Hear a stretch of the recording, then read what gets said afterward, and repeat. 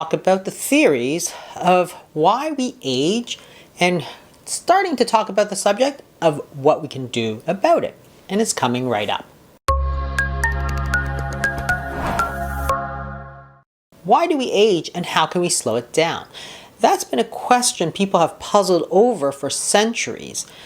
From a scientific standpoint, there's been many animal studies that have been done, and really the only well-accepted way of preventing aging and extending lifespan is caloric restriction, which is almost counterintuitive because you'd think that you would need more nutrition in order to last longer. But in fact, it's the exact opposite. So any theory of aging that we propose is going to have to explain how caloric restriction actually extends life. So one of the first theories that came along in terms of aging is the so-called disposable soma theory.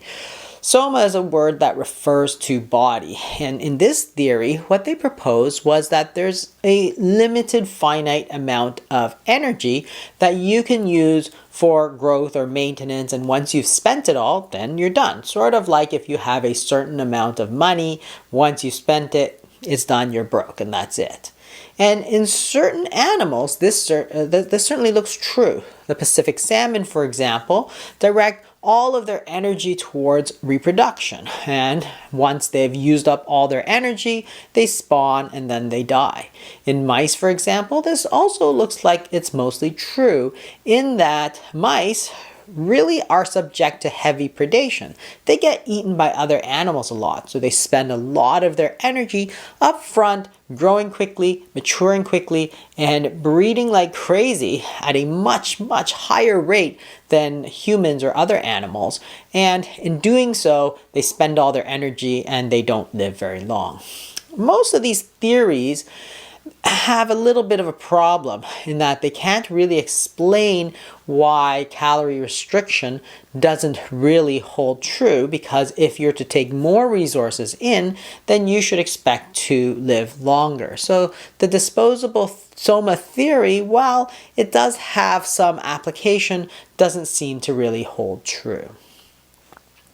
A more recent theory is called the free radical theory, and free radicals are things that are produced by biological processes, and they are very damaging. So all of the enzymatic reactions and biochemical reactions that are handled by our body, toxins like smoke and so on, they all generate these free radicals which can damage us. And we can repair that damage to a certain extent, but in this theory, as the free radical damage sort of accumulates, we get older and therefore things don't work as well. You start to get problems with your joints, with back pain, with the sort of things that come with aging that we all know about.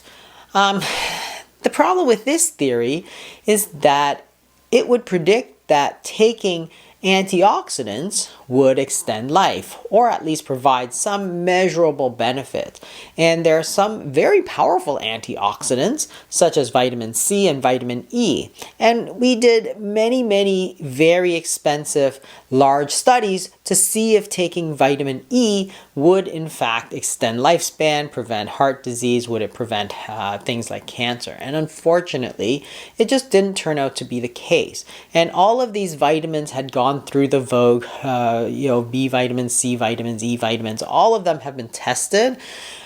And unfortunately, it just doesn't seem to be true. So while we know that there are free radicals, it's rather unclear whether these free radicals actually contribute to aging as we know it.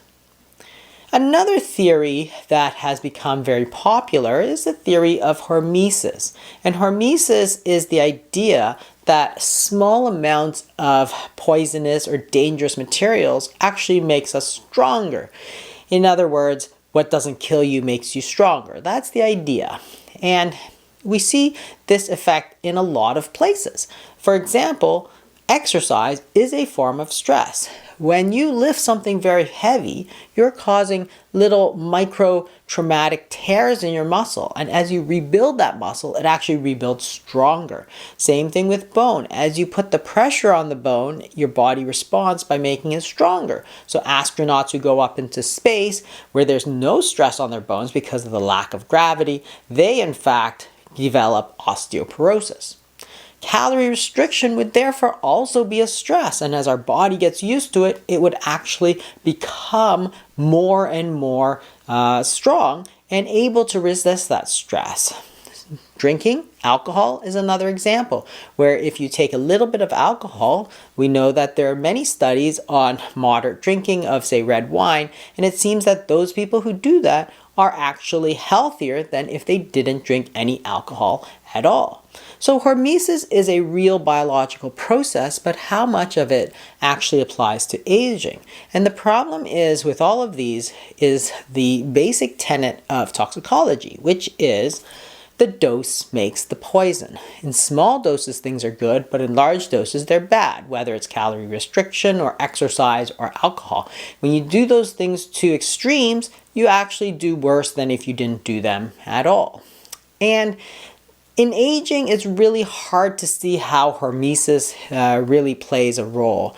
Aging is something that happens over time, over and over, so it's not a small amount of something, it's a large amount of something. So it really can't explain why things get worse. We use our joints a little bit all the time, like walking, for example, but as we age, many of us still develop inflammation and arthritis. So that brings us to the current thinking around aging. And it sort of incorporates a little bit of all of those sorts of theories. And the current thinking about aging is that it's not fixed chronologically, but it's really this sort of interplay between growth versus longevity. That is, aging is not something that is deliberately programmed into us, but the same processes that are responsible for growth are also responsible for aging. So therefore, at certain points in your life, you want to prioritize growth, but after that, in fact, growth is not a good thing because it's going to work against you in terms of longevity. A car, for example, you might think, well, it's great to have a fast car and it's great to be able to drive it all the time. So you rev the engine and you go very fast and it feels great, but the problem is that it's just not going to last as long. And that's the sort of idea. If you're going to keep growing, well, you're revving your engine, you're revving your metabolism, and that's going to come at the cost of longevity. And therefore, in order to maximize longevity and health span, you actually have to take it a little bit on the slower side and try and reduce the growth. The question is, how are you going to do that? And that brings us to the very important topic of nutrient sensors. The body, in fact, has several different nutrient sensors, and we're going to go into them a little bit more in the next video that's coming up. But insulin is one of the nutrient sensors. mTOR, or the mechanism target of rapamycin, and AMPK, they're what are called nutrient sensors because they tell the body that nutrients are coming in. And our body uses these exact same signals to tell us to grow or to not grow. When we have a high level of these nutrient sensors, our body goes into growth mode, trying to grow more to take advantage of the available nutrients. You got to make hay while the sun shines. But when you start to turn down some of these growth mechanisms by reducing the nutrient sensors, well, your body's going to go into this sort of maintenance mode, and that's what's important for longevity. Thanks for joining me today. If you're interested in some fasting tips or how to use fasting, you can check out my other videos. I'll see you next week.